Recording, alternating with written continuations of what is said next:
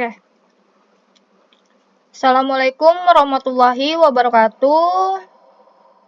Terima kasih buat teman-teman yang sudah bergabung di ruang Zoom kami pada hari ini. Kami dari kelompok 6, kelas X6G, akan mempresentasikan materi mata kuliah teknik kompilasi. Topik utama yang akan kami bahas hari ini adalah mengenai bottom-up parsing secara spesifik mengenai metode LR0 dan LR1.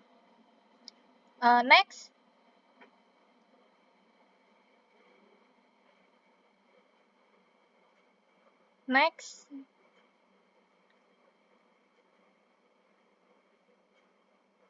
Ya, sebelum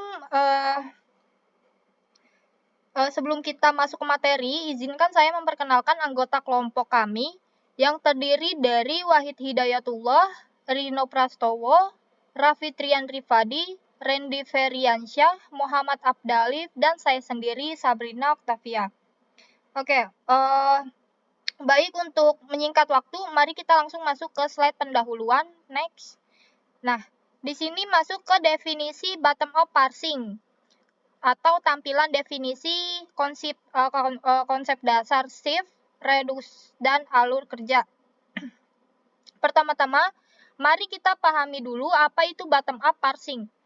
Ya, secara sederhana, ini adalah strategi pembangunan parse tree atau pohon sintaks yang dimulai dari bawah menuju ke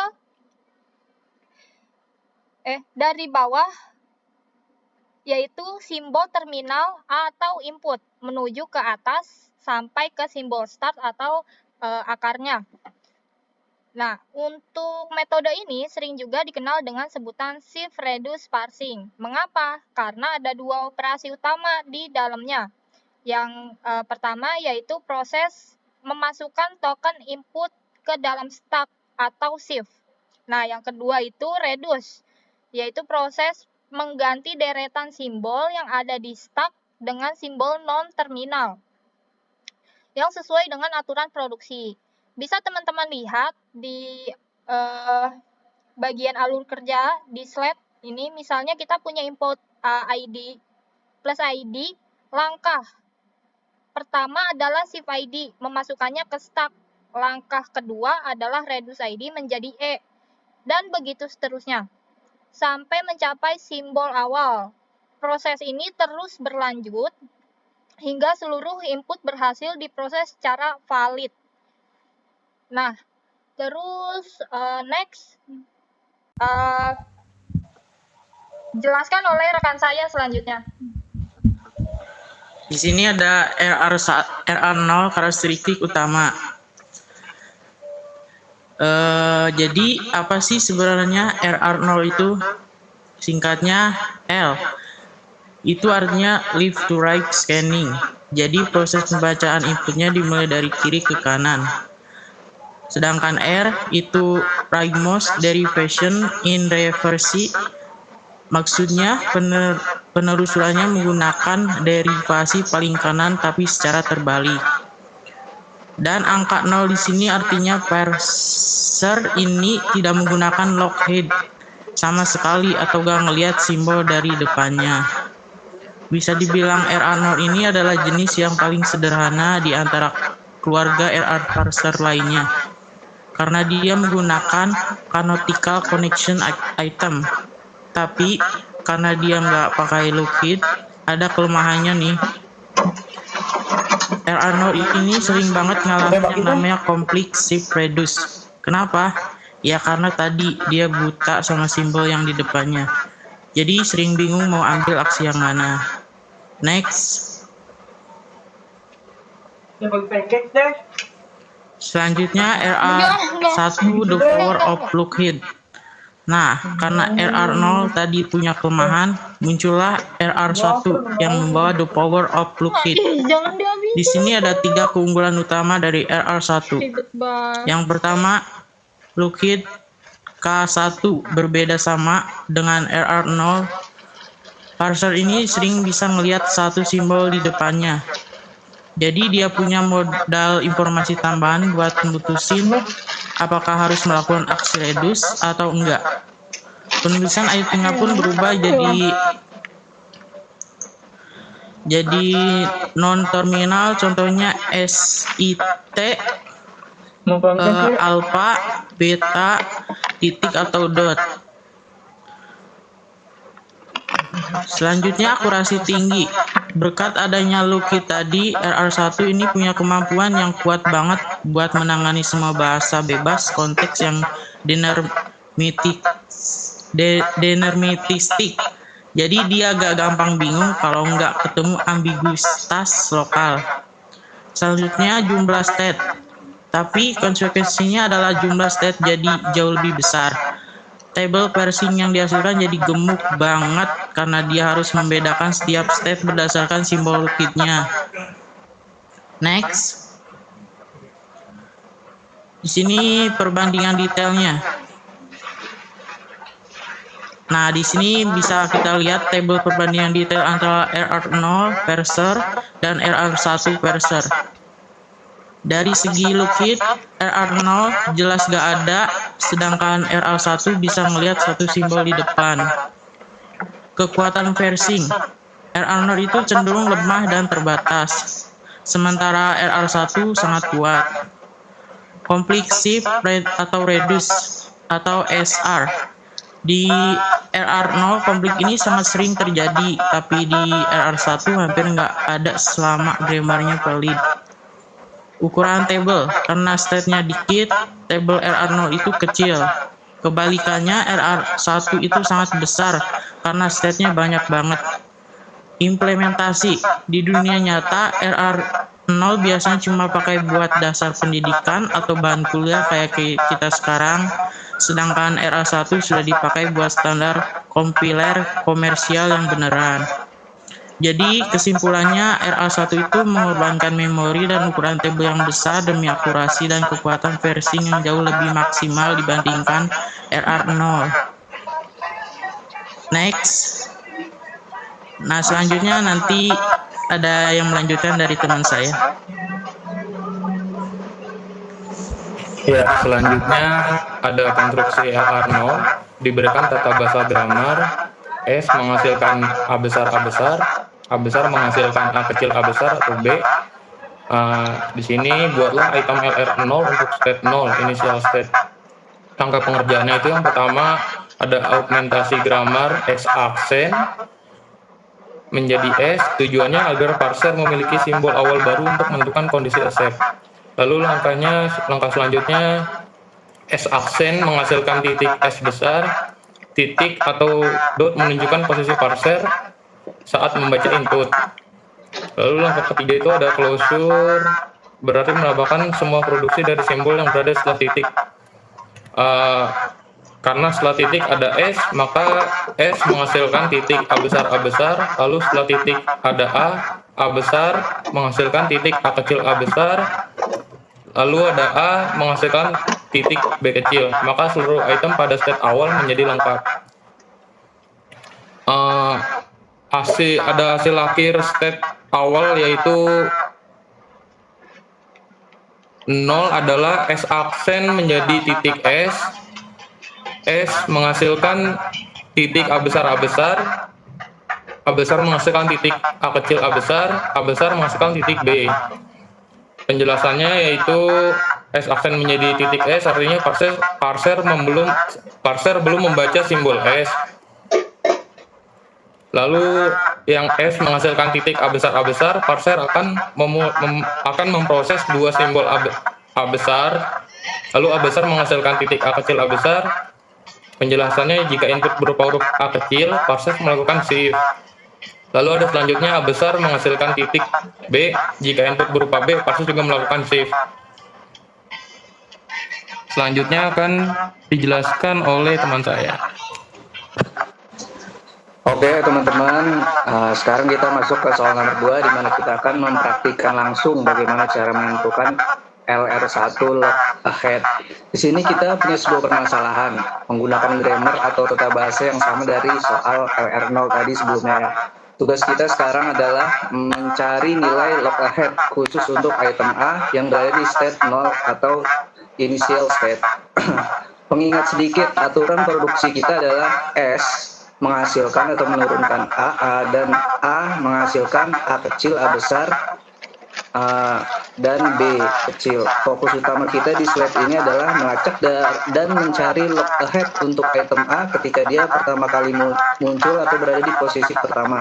Nah, bagaimana cara mencarinya? Mari kita bedah rumusnya di slide selanjutnya. Next.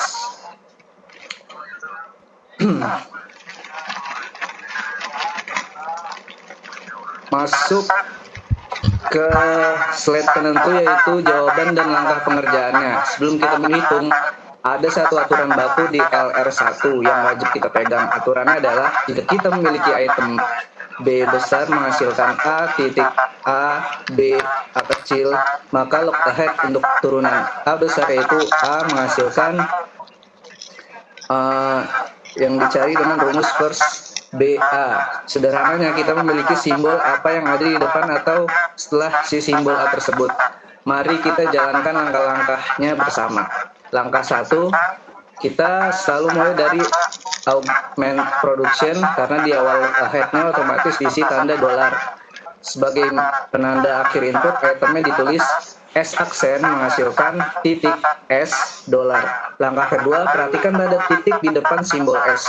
Karena titik berada di depan non-terminal S, kita harus menurunkan aturan produksi memiliki S. Di belakang S tidak ada simbol lain, B kosong. Sehingga nilai look ahead-nya langsung mengambil dari A kecil, yaitu tetap dolar. Dari sini kita dapat item baru, S menghasilkan titik A besar dolar. Langkah ketiga, nah perhatikan baik-baik, item S menghasilkan titik A besar dolar. Sekarang tanda titik berada tepat di depan simbol A yang pertama. Berdasarkan rumus first BA tadi, yang bertindak sebagai B simbol setelah A besar adalah simbol A yang kedua, dan A kecilnya adalah dolar. Maka look ahead untuk A besar adalah hasil dari first A dolar. Karena aturan produksi A bisa menghasilkan terminal A kecil atau B kecil, maka nilai first A adalah AB kecil. Simpulannya nilai look ahead untuk item A besar di state 0 adalah AB kecil. Next. Oke, dari beberapa penjelasan teman saya sebelumnya, kali ini kita akan bahas di bagian codingnya. Di sini ada 3 foto, ada foto 1, foto 2, foto 3, itu contoh codingannya. Sini saya menjelaskan foto tersebut itu menjelaskan simulasi sintak parser pada compiler yang menggunakan metode bottom-up parsing dengan teknik LR0 dan LR1. Fungsi dari codingan ini yaitu memeriksa apakah sebuah string input sesuai dengan aturan grammar yang telah ditentukan. Nah, pada parser menggunakan sebuah stack untuk menyimpan state dan simbol grammar selama proses parsing berlangsung.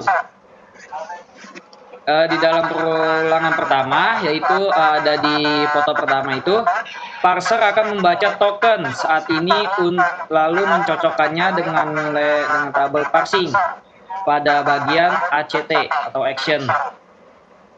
Jika token tidak ditemukan pada tabel, maka program mengembalikan sintak error atau bisa dibilang tidak valid.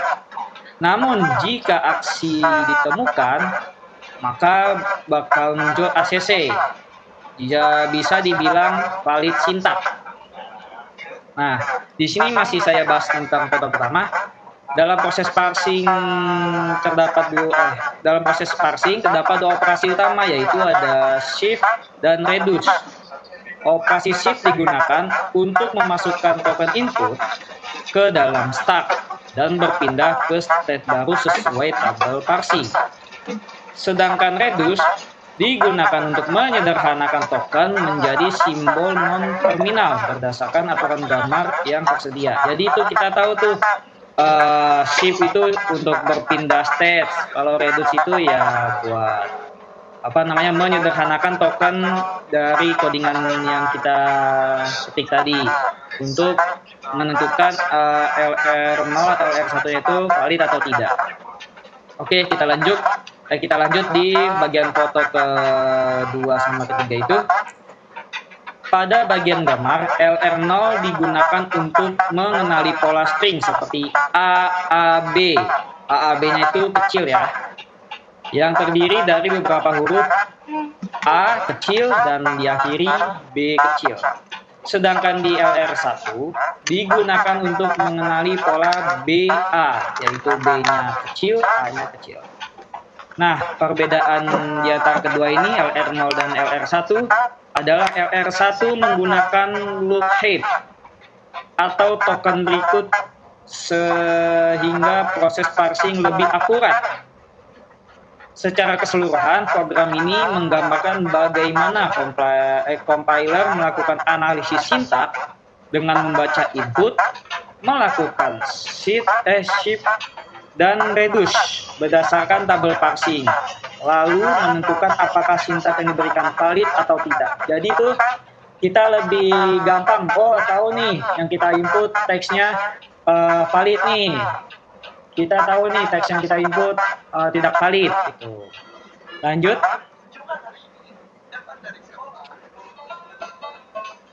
Nah, di yang slide selanjutnya ini contoh outputnya. Nah, di sini kan kelihatan tuh hasil LR0 string AAB itu valid. Berarti itu benar, bukan yang kita input itu salah berarti. Kalau di LR1 BA itu valid. Sesuai yang saya jelaskan, dia emang valid, jadi nggak ada error sama sekali. Oke, untuk slide selanjutnya akan dibaca oleh teman saya.